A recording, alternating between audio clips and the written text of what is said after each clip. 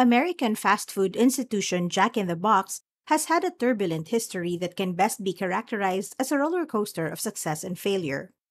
Jack in the Box was known for providing quick, practical, and delectable dining options, from its modest beginnings as a small burger stand in San Diego to its exponential rise into a national franchise. However, the road to success came with its share of challenges, including a notorious food safety crisis that spiraled the company down.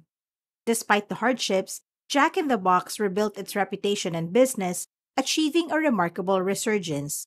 In this exploration, we will uncover Jack in the Box's extraordinary story, its rise, fall, and inspiring journey back to the top of the fast food industry. Jack in the Box is an American fast food restaurant chain founded on February 21, 1951, by Robert O. Peterson in San Diego, California.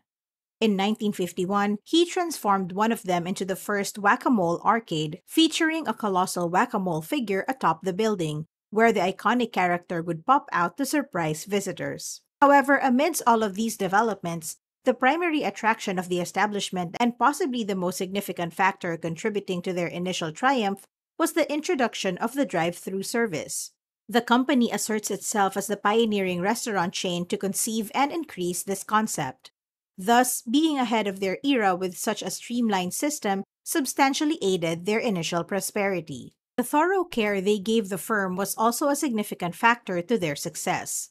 They showed caution in their location selection when they opened new restaurants in the 1950s and 1960s, waiting until 1960 to branch out beyond California's borders. The individuals responsible for managing these recently established eateries underwent extensive preparation in advance. They were required to maintain regular communication with the central company to guarantee the consistency of operations in line with the set standards. In 1968, Ralston Purina bought Jack in the Box, known for pet food, as part of their growth strategy. They also acquired Van Camp, which produced chicken of the sea tuna and other products. In this case, we had a sizable corporation prepared to allocate investments into what they saw as potential up-and-coming local burger franchise. They produced advertisements starring young actor Rodney Ali Rippey, frequently promoting the dimensions of the Jumbo Jack burger. Simultaneously, they launched an aggressive expansion campaign, rapidly establishing new eateries nationwide, surpassing a count of over 1,000 by the conclusion of the 1970s. And this strategy eventually posed challenges. As it turned out, the performance of these newly operated restaurants in the eastern region needed to meet their expectations. It prompted them to reevaluate their approach and divest the 232 recently established establishments in that area, choosing instead to concentrate on further enhancing their already flourishing market in the western part of the country. The Jack in the Box expansion in the east faced multiple challenges, such as hasty site selection, overexpansion, fierce competition, and a deficit of brand recognition. Nevertheless, the predominant concern was their inability to differentiate themselves from the industry leader, McDonald's, which had already established a strong brand presence. In markets where they found themselves blending in with the competition, they opted to set themselves apart from the well-established rivals. Jack in the Box changed their strategy to target a more adult clientele to distinguish itself from rivals like McDonald's, which catered primarily to families and kids. To achieve this, they removed their iconic mascots, redesigned their restaurants, and broadened their menu offerings to include more sophisticated choices like salads and chicken sandwiches. In 1998, in a surprising strategic shift, they boldly decided to rebrand from Deluxe Delights to Gourmet Sensations. The change aimed to embrace a more sophisticated image, leaving their previous whimsical identity behind. However, the rebranding effort ultimately proved unsuccessful in resonating with their customers, and within the same year, they reverted to their original Deluxe Delights name. Later that year, Ralston Purina unveiled its unique approach in a different industry. As a result of this plan, they could sell a sizable chunk of Jack in the Box mainly to the business's management, who had successfully executed a spectacular $435 million forced takeover. Over the years, several shifts in ownership occurred, transitioning from the public to the private sector. However, the most notable change occurred in 1992 when a substantial event transpired. a public stock offering that successfully generated over $250 million. This considerable sum was earmarked for the ambitious expansion of the chain. Unfortunately, this endeavor proved the need to be updated regarding timing.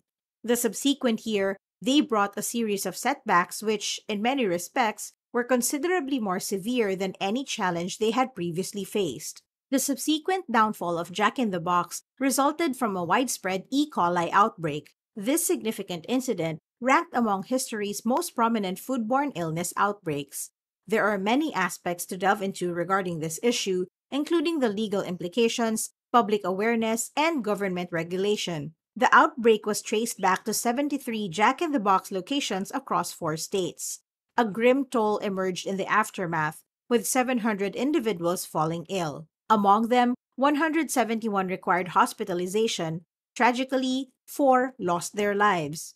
This devastating event understandably garnered significant media attention and public concern. This incident profoundly shook the public's trust in Jack in the Box, causing significant apprehension among potential customers. This occurred just as the company had successfully raised funds to fuel its expansion efforts. Those were undoubtedly challenging times for Jack in the Box.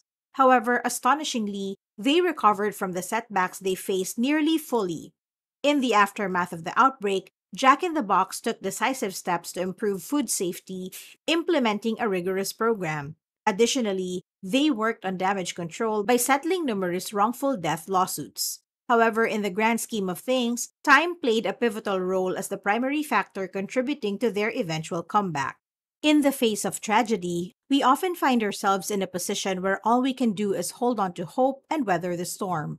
We must patiently wait for the ceaseless media coverage to subside, allowing the public to experience respite when individuals no longer fall ill in their favorite dining establishments. Over time, as the days turned into weeks and weeks turned into months, people gradually let go of their concerns and began placing their trust in those establishments again. Fast forward to the present day, nearly 3 decades later, and it's likely that many loyal Jack in the Box customers are tuning in, unaware of the events from the past. In addition to the passage of time, the effectiveness of their advertising campaigns played a significant role in re-establishing trust. Many of these advertising campaigns emphasized the quality and deliciousness of the food, effectively quelling people's concerns. They also reintroduced the beloved Jack in the Box mascot, further connecting with customers and rekindling their trust. Up until this point, the use of the mascot took on a different, more playful dimension. The mascot would don the suit, portraying the founder and CEO of the company creatively and engagingly. Perhaps that was just what they wanted to improve the public's opinion of the brand, even though it seems ludicrous and hilarious. By the close of the 1990s, they had completely recovered, with sales figures surpassing previous heights. As the 2000s began, they found themselves in excellent shape, actively exploring potential expansion opportunities. In 2002, they launched a venture called Quick Stuff, a convenience store concept strategically integrated with pre-existing Jack in the Box locations. They successfully expanded the Quick Stuff brand for 5 years by establishing more than 60 outlets. Eventually, they decided to divest their entire Quick Stuff portfolio. In 2003, they acquired a Mexican-style restaurant akin to Qdoba. At the time of purchase, it boasted 85 locations.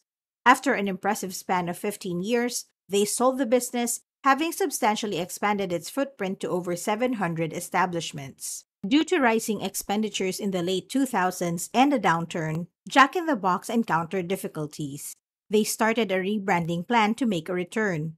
They debuted a remarkable commercial in 2009 throughout the Super Bowl in which their mascot was struck by a bus, igniting a multi-platform internet advertising campaign.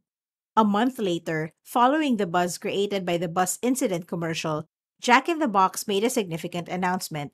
They revealed their ambitious plans to rebrand their entire operation comprehensively. This initiative encompassed redesigning the restaurants and introducing a range of fresh menu items, marking a substantial shift in their business approach.